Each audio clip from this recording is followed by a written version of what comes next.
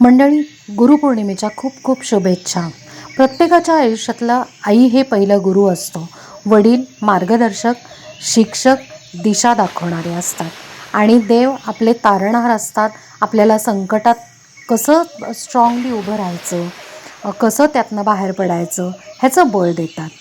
तर अशा सगळ्या गुरूंसाठी आज आपण यांना खास नैवेद्य करणार आहोत. छान गोडाचा मस्त पदार्थ करणार आहोत.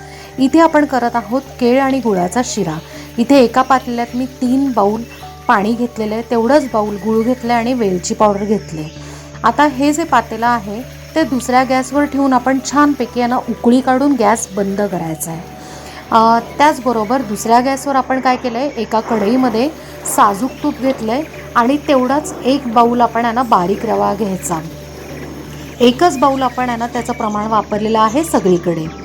खमंग छान आहे ना, एका साईडला मंद गॅसवर भाजून घ्यायचा. तोपर्यंत आपल्या पाण्याला उकळी आली की गॅस बंद करायचा आणि त्यानंतर इकडे खमंग आहे ना, ज्या वेळेला रवा भाजून होतो त्यातनं सुकामेवा म्हणजेच ड्रायफ्रूट्स टाकायचे, तुम्हाला जे हवे ते.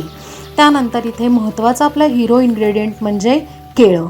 इथे मी वेलची केळं वापरलं आहे म्हणून अख्खं वापरलं आहे. जर तुम्ही नेहमीचं आपलं साधं केळं असेल तर अर्धं वापरून ते बारीक तुकडे करून त्यात घालायचं. 10 सेकंद परतून घ्यायचं आणि जे उकळलेलं पाणी आहे ते हळूहळू ह्याच्यात घालायचं. म्हणजे काय होतं की आहे ना, गुठळ्या होत नाही.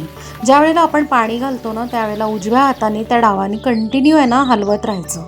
शेवटी सगळं एकजीव झालं की शेवटी 1 ते 2 चमचे तूप घालून असं कडेने सगळीकडे स्प्रेड करून घ्यायचं आणि त्यानंतर लो फ्लेमवर 1 2 ते 3 मिनटं वाफ काढून घ्यायची आणि नैवेद्य दाखवायचा. धन्यवाद.